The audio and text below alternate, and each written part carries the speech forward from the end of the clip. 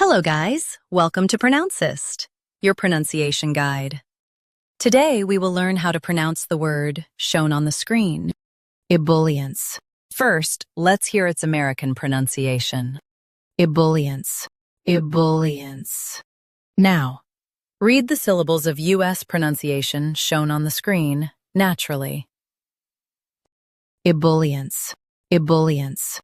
Now, let's focus on British pronunciation of this word. Ebullience, ebullience. Now, read the syllables of British pronunciation shown on the screen naturally. Ebullience, ebullience. US drops Leah, UK keeps it. Watch bull versus bullions. Practice repeatedly and you'll soon be able to say this word perfectly. The best way to practice is to repeat the syllable multiple times. The meaning of the word is lively enthusiasm. Try repeating this word several times to improve your pronunciation.